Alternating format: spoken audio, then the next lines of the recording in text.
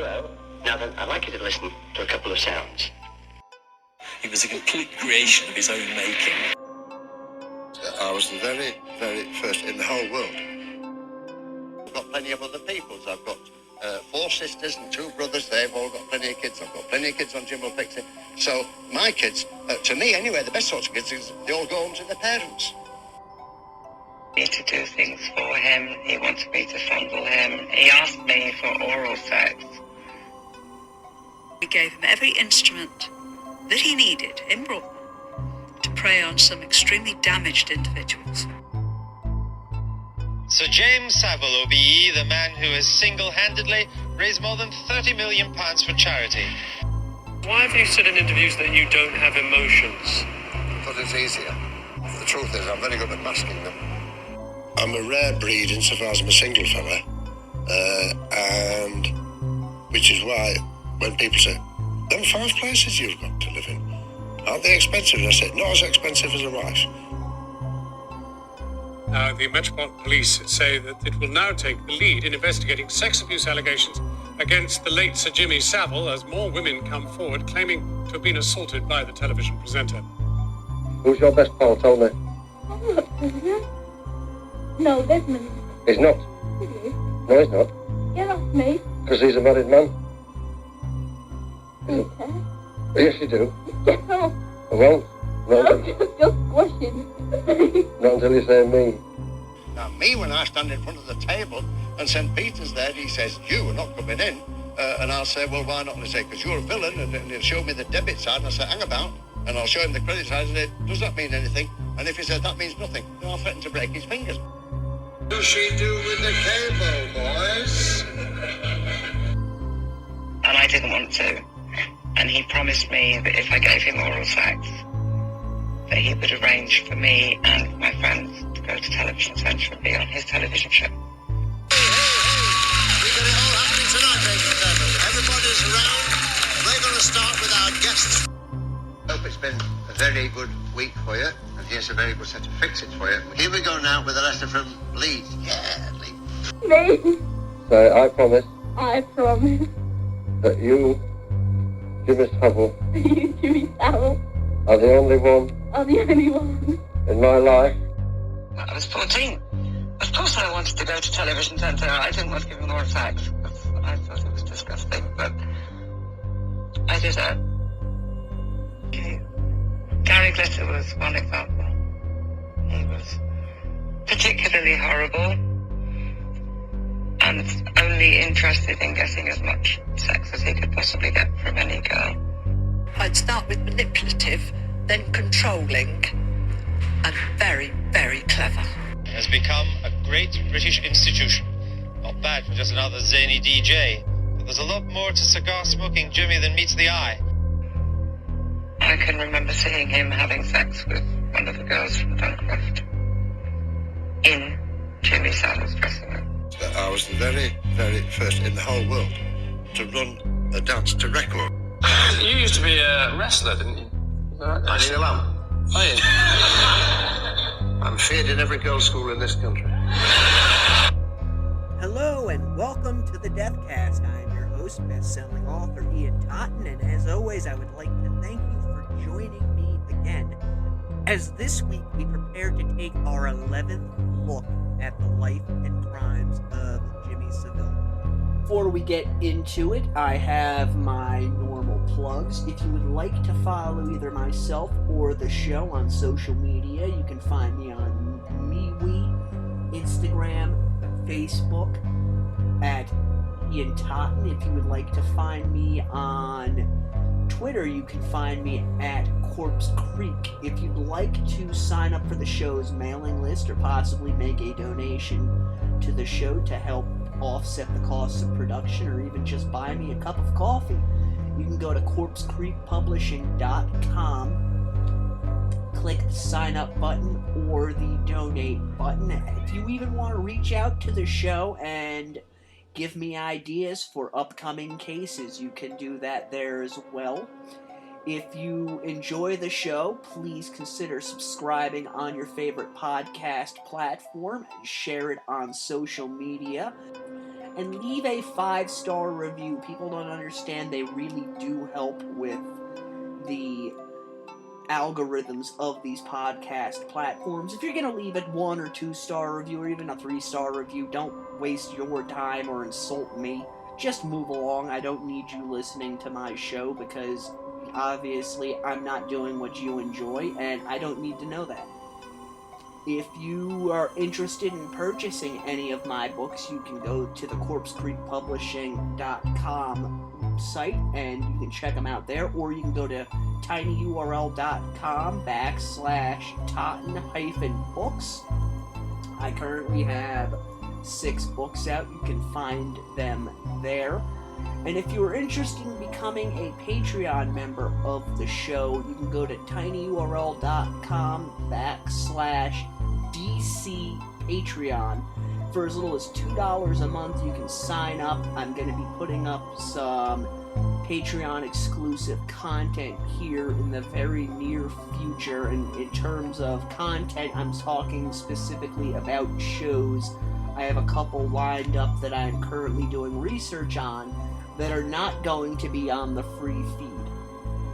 Now that all of the plugs are out of the way, get yourself something to drink, find a nice comfy chair. I've got my coffee, I've got my cigarettes. Let's go into the crypt. When we left off last week, we ended with the interview that Adrian Street had done for my friends over at Arcadian Vanguard Podcast Network, where he discussed wrestling Jimmy Savile and how he had shot on Savile, which is to say normal professional wrestling matches are worked where it's known going in who is going to win. And Street explained how, upon being insulted by Savile on numerous occasions before their match even started, he had decided that he was not going to put up with that and instead pummeled and humiliated Savile. Coming out of that shoot fight, however, Savile's star power within Britain continued to rise.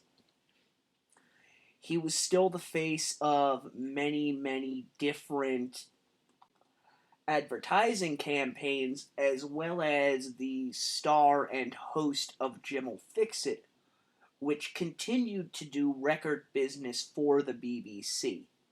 There have been some stories that have come out since Savile's death concerning his conduct during the making of Jim'll Fix It. For the most part, though, the majority of people who were involved in the production of the show have all said that they heard the rumors about Savile, but they really didn't see anything when they were making the show. They may have seen young girls going inside of his camper van out in the parking lot, or possibly hanging around him in his dressing room. But by and large, they really didn't see anything that raised major red flags. If you listen to some interviews that are out there with individuals who worked on the show, many of them go so far as to say that they didn't think anything was wrong because they assumed that all of these girls were of age. During this period of time that we're talking about, 1978, 1979 into 1980, Savile was undergoing a transformation in his public image. And the majority of this change stemmed from the popularity of Jim'll Fix It, as well as the public perception of Jimmy. He was moving beyond that point where he was seen as just this weird television presenter, and he was becoming something of an elder statesman within Great Britain. You have to remember that at this point he's in his early 50s, and for years he had had this strange air about him, the wild clothing, the long hair that was dyed different colors seemingly every time you turned around. Right around this period of time, and I've actually looked and tried to find a definitive answer as to when it actually happened, Savile began dressing what for him would be more conservatively, where he was almost always in what the British people term shell suits, which for the rest of the world, specifically the audience in America, we would consider tracksuits. Savile didn't wear the kind of nylon, shiny, slick type of tracksuits. He was more content to wear the heavier fabric ones. And this was a big shift for him, especially if you've seen pictures of him from the 1950s, the 1960s, or even the early 70s, where he was dressed much more outlandishly. He also cut his hair, which for Jimmy was a big deal. He was known for having that sort of mop of hair. And right in this period of time, you start to see Savile having what could be considered a normal haircut.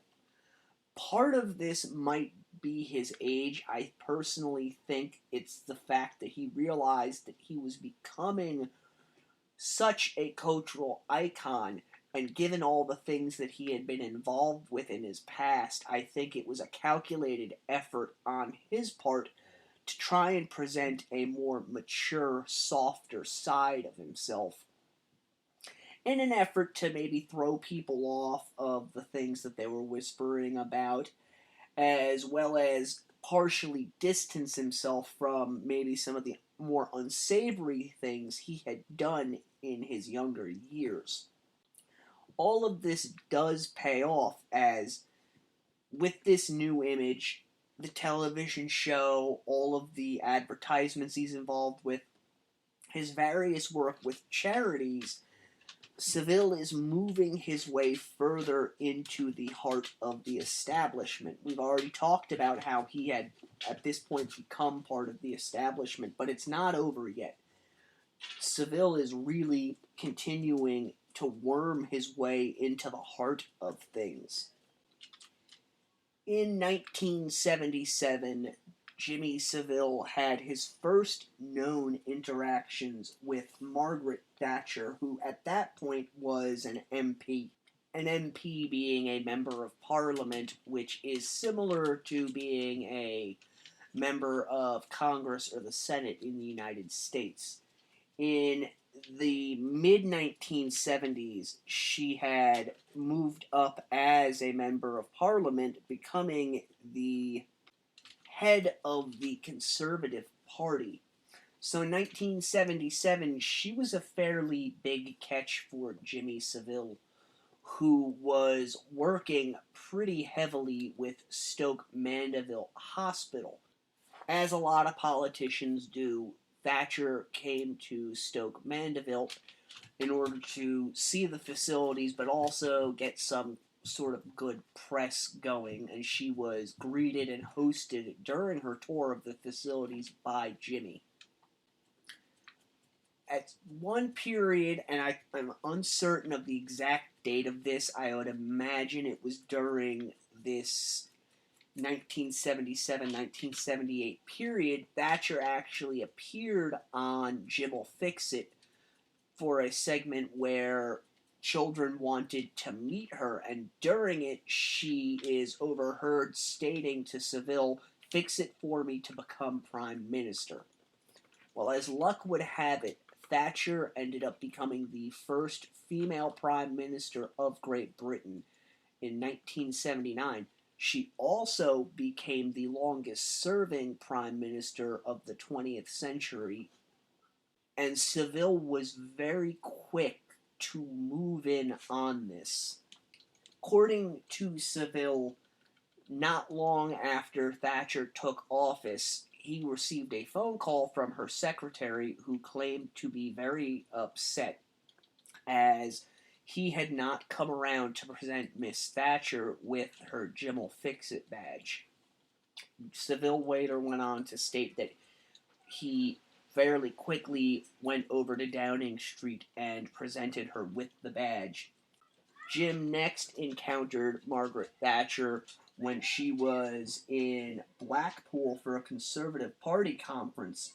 Savile was there taking part in what was known as Jim's Daily Dozen, which was a month-long series of runs throughout Great Britain with the stated goal of raising money for charity.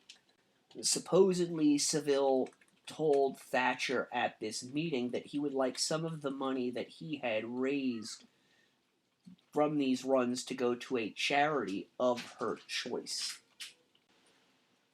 On February 6th of 1980, Margaret Thatcher presented a £10,000 check to the NSPCC by way of Jimmy Savile, and this was the first of many such instances where the two of them would join forces and really, through their mechanisms and their varying levels of power, they helped from this point on to build the other's public image.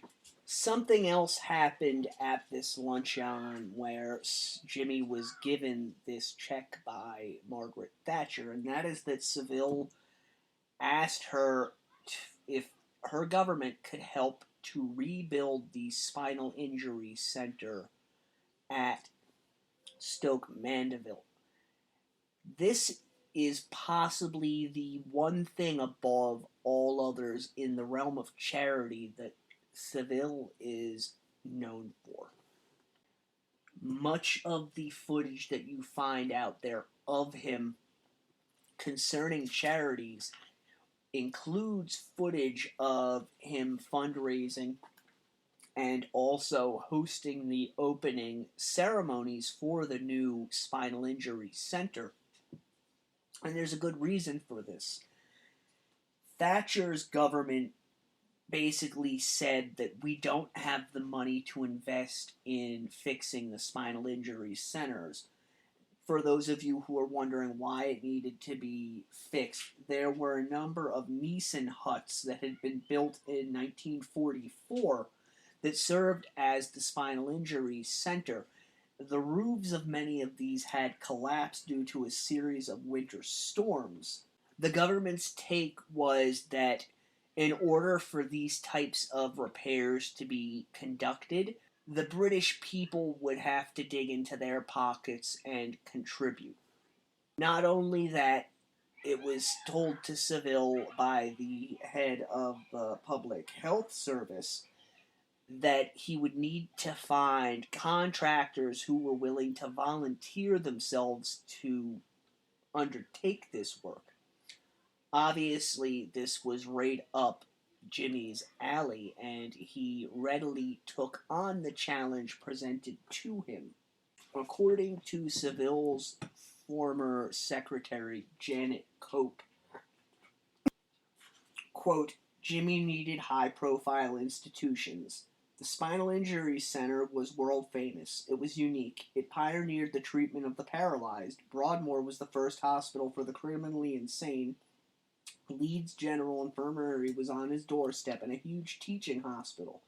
Little local hospitals were no good to him. They were not high profile enough. He needed something that would smack you in the face. Stoke Mandeville was very, very high profile, and it brought Jim fame and us money. In January, I believe it's of 1981, Savile held a press conference at the Church House in Westminster, and during this press conference, he announced the Stoke Madeville Initiative. Savile said, and I quote, "This is the way they used to build hospitals years ago, and it's not that bad a way to build a hospital in these strained times." Savile broke it down to the British public by stating that a £5 donation would pay for a brick, 50,000 could pay for a bed, and 250,000 could fund an entire ward. Savile naturally had the government in his pocket at this point, and they got behind this initiative of Savile's. And it was a very carefully orchestrated affair wherein during the meeting that Savile had with Thatcher and the head of the public health services, it was decided that you'll be the public face of this thing and we will back anything you say and or do. Finishing off the initial public plea, Savile had a retired businessman by the name of Douglas McMinns present the very first donation in the sum of £150,000. And at this point, the Stoke Mandeville Initiative was underway. The response from both the public and the business sector was overwhelming. Companies were putting up money left and right. Other companies were contacting Savile and sponsoring him in various runs. Well, the everyday public of Great Britain dug into their already stretched thin bank accounts and offered up whatever it was that they could. This really became a countrywide affair. One of the things that Savile was able to finagle in all of this was that Thatcher arranged for it so that there would be some form of tax deduction available for anyone who donated to the Stoke Mandeville Initiative. Something interesting that comes out of this period of time is a letter that has been found that Savile sent to Margaret Thatcher, in which he stated, "Dear Prime Minister, I waited a week before writing to thank you for my lunch invitation because I had such a superb time and I didn't want to be too effusive. My girl patients pretended to be madly jealous, plus wanted to know what you wore, plus what you ate. All the paralyzed lads called me Sir James all week. They all love you. Me too. Jimmy Savile, OBE."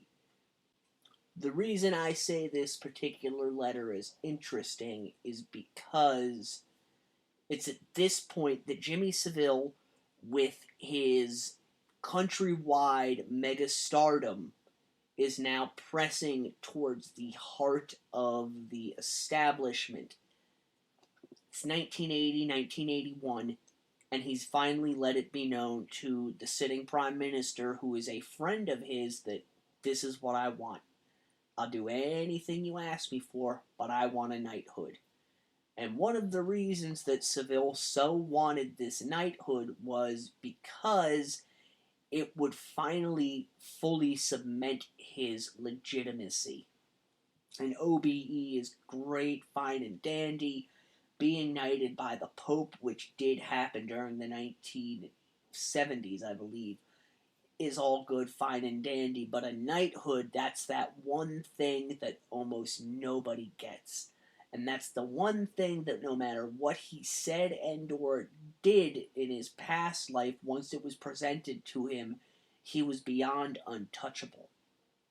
So he starts pushing for this, even while they're raising money for the Stoke Mandeville Initiative, as well as dropping hints in various publications, and he was very sly about the way he did it, stating that other people had asked him when it was going to happen or if it was going to happen.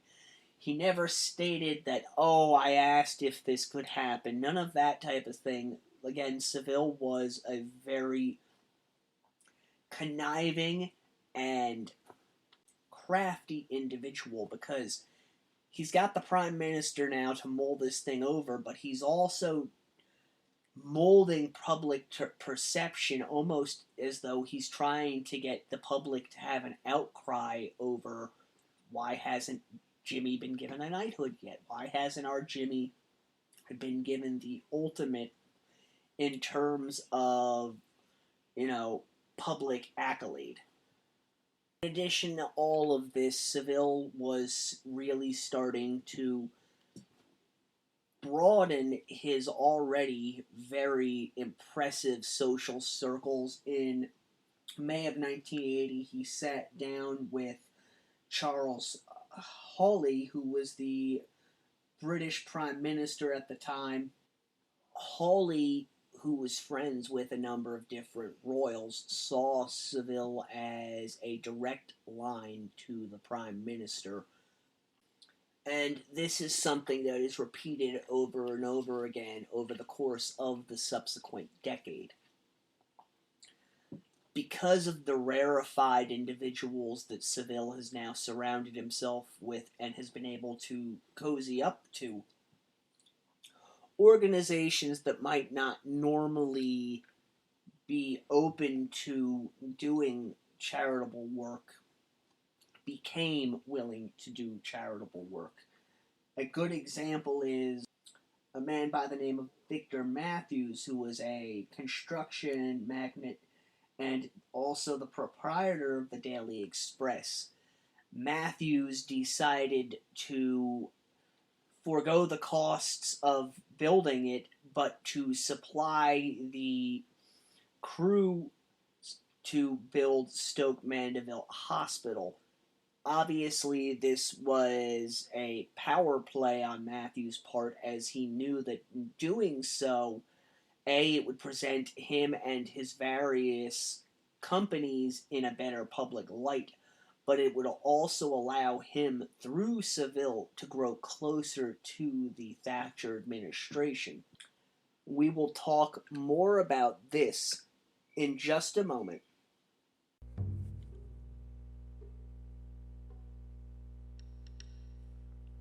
From Ian Totten, best-selling author of The House of Silver Doors, the Blood Gotch trilogy, and The Throwaway Girls of Olympia, comes Maggie, a book which New York Times best-selling author Keith Elliott Greenberg has called a classic detective story, well-crafted, and a supernatural vortex. Maggie. The name was burned into Lieutenant Coral Jablonski's mind like a brand, and had been since the night of the fire. He doubted he would ever forget that night, or how she had danced in the flames of her burning home. Maggie. Who was she, and why did no one in Kaya's Crossing seem interested in talking about her or her family? These were questions without answers. Quandaries that drove Carl on as he explored the darkest of the town's secrets, desperate to unravel the knots that tied everything together. Maggie. Carl felt haunted by her visage, even as the local reporter, George Murphy, told him of the blood-soaked history that lay along their path, and the horrors that it held. None of it seemed real, and yet it was. The sacrifices, the screams, the pact with the nameless ones, and the hell that she had endured. Maggie. Hers was a crime begging to be solved, and he and George are the only ones with enough heart to do it. The real question is, will they survive long enough to do it? Maggie. Available 11/30/2021 in paperback and hardcover. E-book pre-orders are now available at Amazon.com. Only from Corpse Creek Publishing. You have been warned.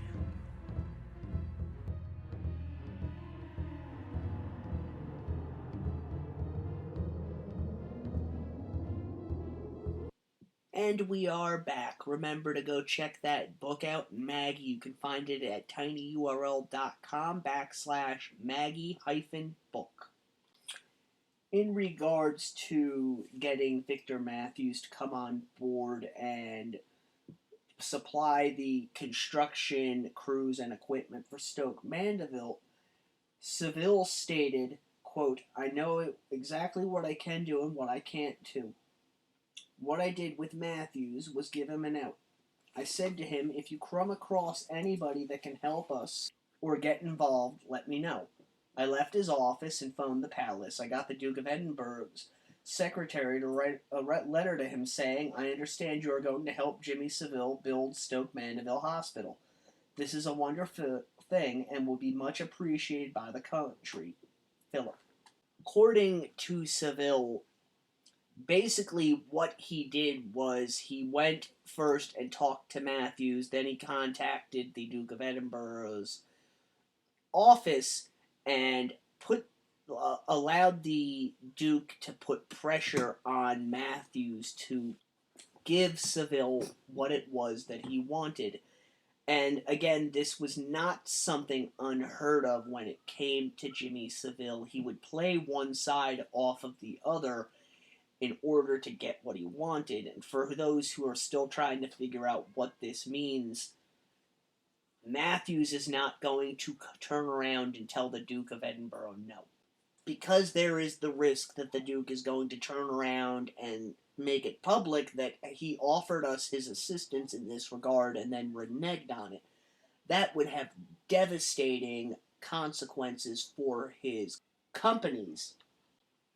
Fact, Savile later recounted to Dan Davies in his book In Plain Sight, The Life and Lies of Jimmy Savile, that when he later spoke to Matthews, Matthews asked him how did he know that they had a deal, to which Savile replied, Prince Philip.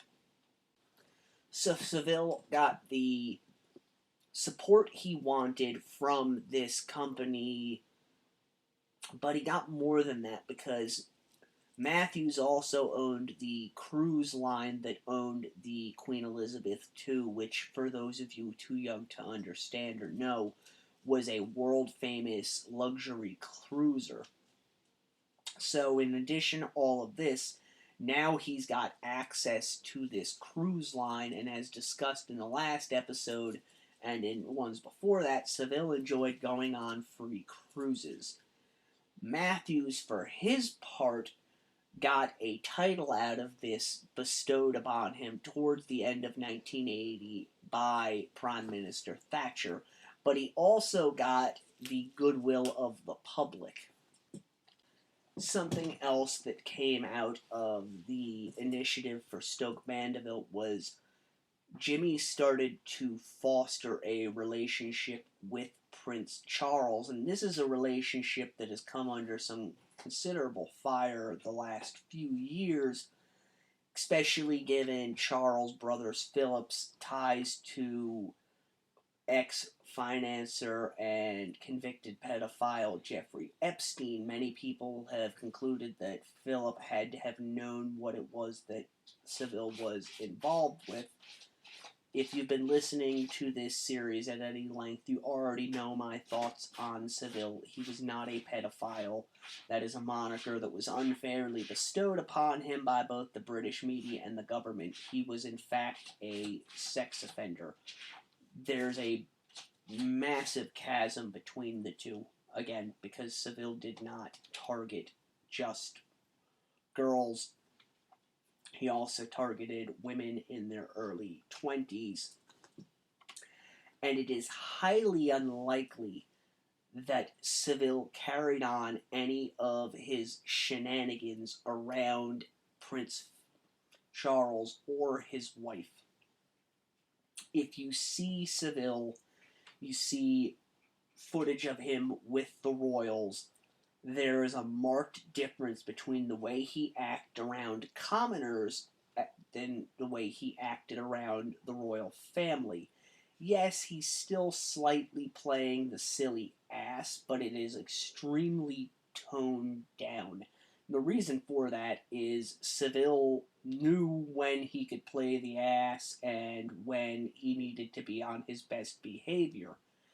And it was obvious that you don't go trying to stick your tongue down somebody's throat when the Prince of Wales is standing 5 feet from you watching what you're doing. Within 8 weeks of starting the Stoke Mandeville Initiative, it had topped over £1 million in donations. The Daily Express, which was a newspaper, got in on the act, including with subscriptions a donation card, and in exchange for this donation card, people would get a I Fixed It for Jim lapel pin as well as a bumper sticker for their car. The whole country was in on this, donating left and right, holding various charity events in order to raise the funds to get the Spinal Surgeries Center funded. To quote Savile, "People who are disabled are not like us. They can enrich our lives far more than we can enrich theirs. I might be doing something for them, but they do an even better thing for me." As this is happening, Savile is once more tapped to be part of a major advertising campaign, this time by British Rail, which at this period was in a decline due to the condition of their cars, their level of service, as well as crime on the various trains. This is a very famous advertising campaign within Great Britain, and Savile was the spearhead for it, dubbing it the Age of the Train. You can go on to YouTube and find many different commercials with Jimmy Savile where he declares this. And it's quite simple why the British Railroad tapped Jimmy Savile. Because of all his charitable work, as well as his ties to the British government and Jim'll Fix It, he had become the most recognizable face in Great Britain at this period in time. Not only was he the most recognizable, but he was also the most trusted. I know there's people out there who now, in hindsight, say, "Oh, I never trusted him. Nobody in my family trusted him." Personal opinion, they're full of it. Jimmy Savile was the archangel of Great Britain during the 1980s, especially during this period of time. He was nearly universally beloved, and it was very rare indeed to find any form of media, whether it was print or televised, that would say a bad word about him. All of this goodwill and cheer surrounding Jimmy did not expand to all quarters of the public, however. If you listen to the episodes that I did on the Yorkshire Ripper, you'll be familiar with this little bit of information. The Yorkshire Ripper, Peter Sutcliffe, was an English serial killer who murdered prostitutes in and around the Leeds area. As we all know, Savile called Leeds home. He was born and raised there and kept an apartment in the Roundhay Park building. One of the victims of the Yorkshire Ripper was found within viewing distance of Savile's apartment. But more importantly, two of the victims had been found with bite marks. So Savile ended up getting called to visit the West Yorkshire police to give them a cast of his teeth. Now, this was information that was unknown to the general public for decades. The reason why this was done is twofold. A, police did not believe that a single perpetrator was involved in the Yorkshire Ripper murders. They also knew that Jimmy Savile was very fond of visiting prostitutes. So, putting two and two together, they decided to hedge their bets and just make certain that this very odd, very public individual was not involved with any of these crimes, especially given that one of the victims had been found within spitting distance of where he lived. To the best of my knowledge and everything I've seen, nothing has ever come of Savile having been a participant of the Yorkshire Ripper murders. However, it's one of those things, there isn't enough evidence one way or the other for me personally to definitively say that yes, he was involved in it, or no, he wasn't involved in it. But I will say this, it is interesting that all of those coincidences happen, and a few years later, Jimmy ends up becoming bosom buddies with the man ultimately found responsible, Peter Sutcliffe, when Sutcliffe is incarcerated at the Broadmoor Hospital. In February of 1981, Jimmy Savile's older brother, Johnny, ended up getting in trouble. Johnny worked at the Springfield Psychiatric Hospital and had been accused of sexually assaulting a female patient inside of his office. The long and short of it is that Johnny ended up being fired over this, although it does not appear that any charges were brought. And in fact, another woman came forward and said that Johnny had assaulted her as well. According to Johnny, his brother told him to go ahead and fight it, at which point they did not speak again for 8 years. And I think it's pretty telling, especially at this point, when you consider Savile's past behavior, particularly in the form of media, where he liked to boast of his various conquests and anything having to do with sex. When it came to his brother and the accusations against him, Jimmy put as much distance between himself and his brother as was humanly possible. Johnny didn't help himself any either, as it's been reported that at some period of time, Johnny tried to go to the newspapers and sell a story about his brother, although the individuals he approached about the story claimed not to remember what the contents of it were. They did state that basically Savile told them that they needed to learn a lesson and not believe every bit of salacious information that was brought to them concerning him, because the individuals that were doing it were simply trying to make a name for themselves. The Stoke Mandeville Initiative continued to roll along, and by 1981, it was very close to nearing £5 million. In addition to this, Savile was still hosting Top of the Pops at least once a month, as well as working on Jim'll Fix It, his various other promotional endeavors for different companies throughout Britain, helping with other charities, as well as hosting 2 record shows on the BBC, one of which was Jimmy Savile's Old Record Club, and the other was the Double Top 10 show. In January of 1981, Jimmy met once again with Margaret Thatcher to show her the architect's plans for the National Spinal Injuries Center. This is not the only time, however, that Savile had met with Margaret Thatcher in the ensuing 2 years since she had become Prime Minister. In fact, he became quite a regular at both 10 Downing Street, which is the official headquarters of the Prime Minister, as well as at Margaret Thatcher's personal residence, Chequers.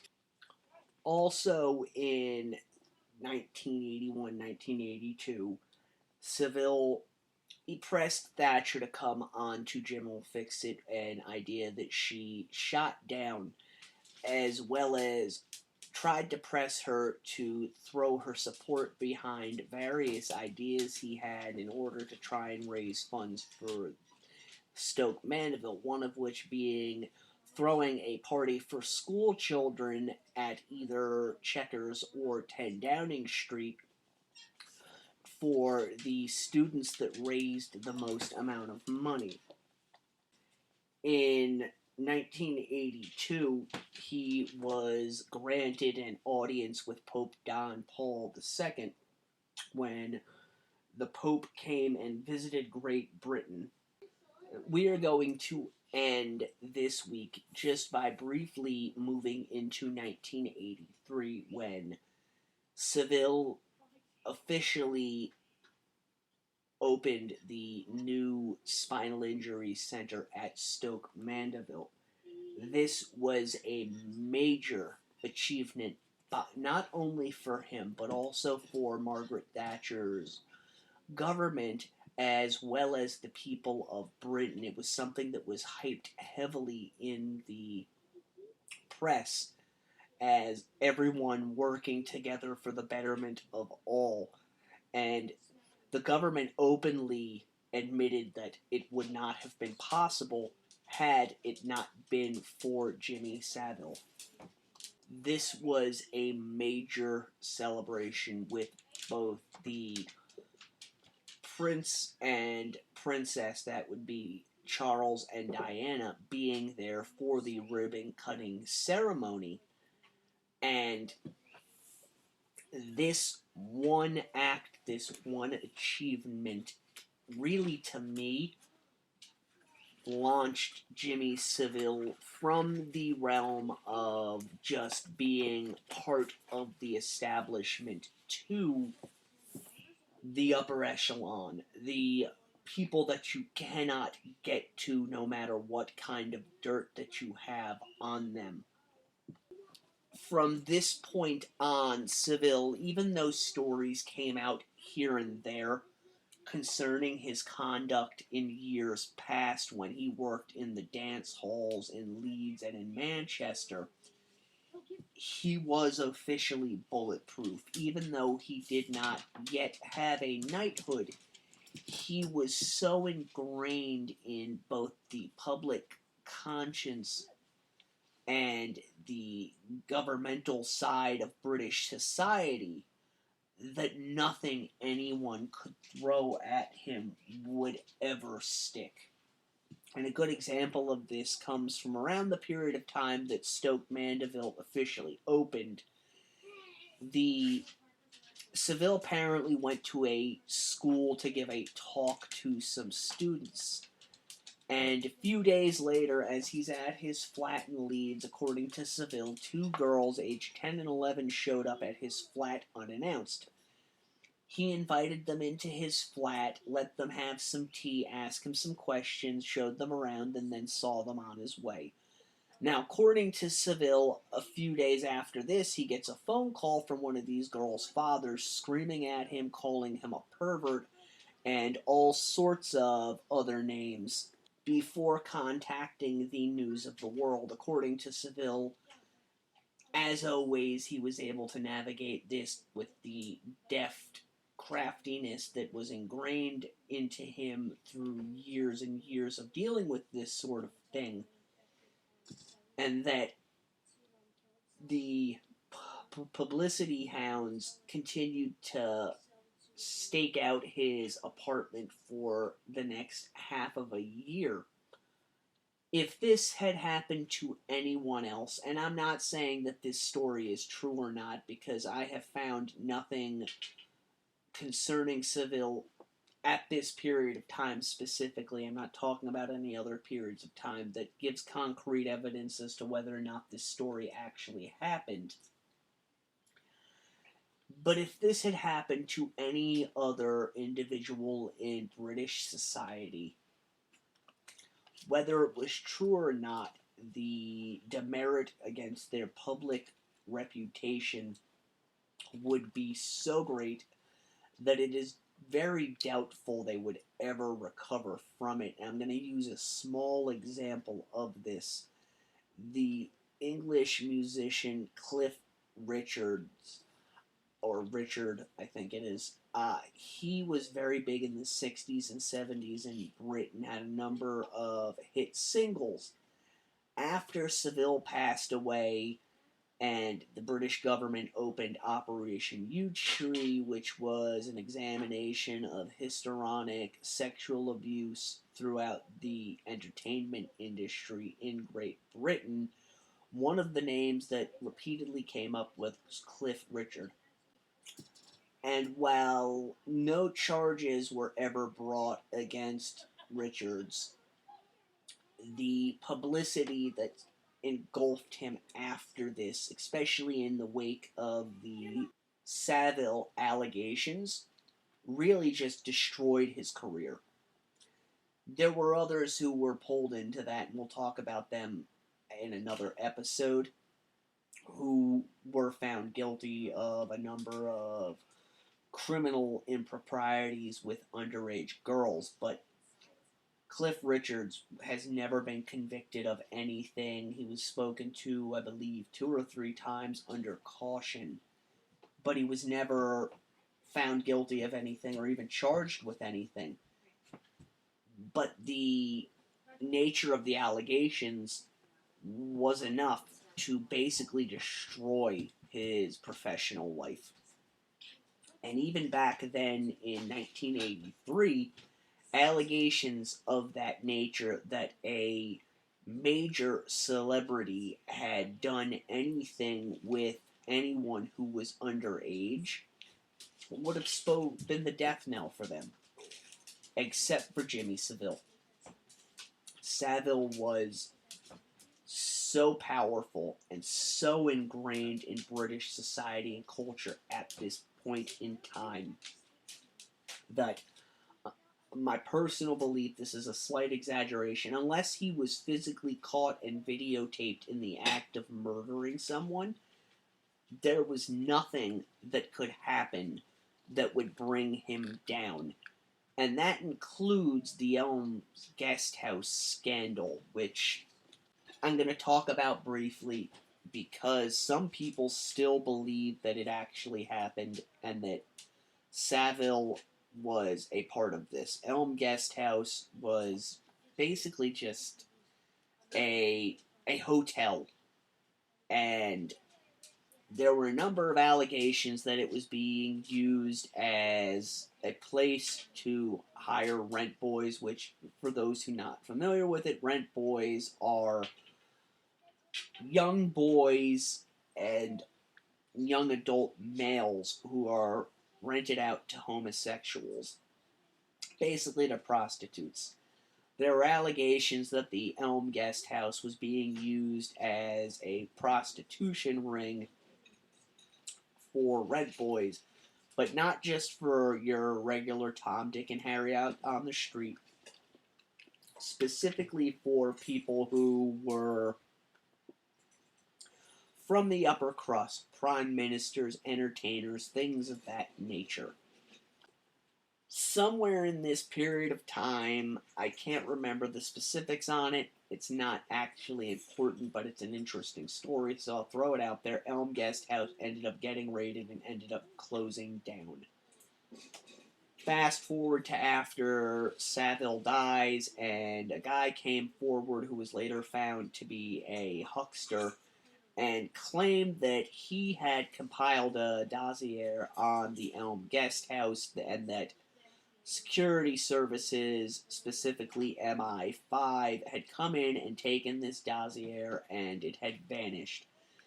According to him, there were a number of very high-profile names in this dossier of people who had used the Elms Guest House, one of which was Jimmy Savile. Why is this important? Well, as I've discussed, there's never been any concrete evidence that Jimmy abused boys. People come forward, many of them well after the fact of the actual victims coming forward, really trying to get a payday from newspapers and television networks for telling their supposed stories.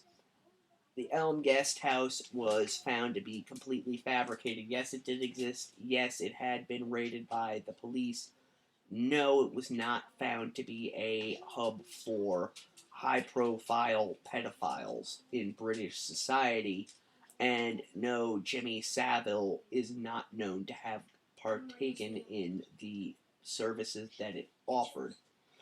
But, as with a lot of things concerning him, people still find this story and attach some level of truth to it, despite the fact that the man who concocted this entire story and sold it to the various news networks had worked for the government at a point. He was found to have fabricated the entire thing, and if I'm not mistaken, and I may be, was in fact charged with being a fraudster. People don't look into the entire story. they look at the portion of it that most catches their eye, the part that's the most salacious, and they take it at face value. They don't look at the actual facts of this thing. And it's important to do that when you're looking at a character such as Jimmy Savile, because so many of these stories are just that. And you're going to see that more and more as we get into the last few episodes concerning him, that there is a lot of truth to the things that he did, but there's also a lot of garbage thrown in there too that got lumped in with it because I don't know if it's the government and the media over in Britain deciding it's better to be safe than sorry, or we're in that age where we have to believe everybody who comes forward and says they're a victim, no matter how ludicrous the story is. I'll recount one story that was recently told to me and then I got jumped on for discounting it. An individual claimed that her brother or brothers saw Jimmy back during the 1970s basically staking out grade schools and checking out the girls who came in and out of it. When I pointed out the facts of the matter, that A, Jimmy was never in areas long enough to do anything like that, nor is there any historic record from anyone else saying he did or partook in this type of activity, and asking for proof of it, I had people jump on me and say, some researcher, you discount first and second hand accounts of things that actually happened. No, I discount things that someone said happened without any proof. That goes against everything that is known about Jimmy Savile. Flies in the face of all of it, especially at that period of time. He could have pretty much any woman he wanted at that particular moment in history. He's going to risk it all, deviate from every pattern that he is known to have established throughout the years, to basically haunt schools to pick up girls that are under the age of 10? I don't think so. There's no evidence to support that. It sounds more than anything like something that was made up by this woman's brothers after the fact in order to show, oh, we always knew he was creepy, which a lot of people in Great Britain did after the fact. A lot of people came out and said, oh, I always had that feeling about him. Baloney. You might have felt he was off-putting. I highly doubt that you always thought that he was a child predator, because if that was the consensus of as many people as claim to have felt that way, it's very doubtful that Jimmy Savile would have made it out of the 1960s, let alone until the day he died, without having some form of charges brought against him, because enough people claim to have felt that way that he would not have had the popularity that he had throughout the decades that he was on top. We're going to call it there for this week. I thank you for joining me. Again, please consider subscribing on your favorite podcast network. Leave a 5-star review. Tell your friends about it. Until next week, the Deathcast is a production of Corpse Creek Publishing. Stay morbid.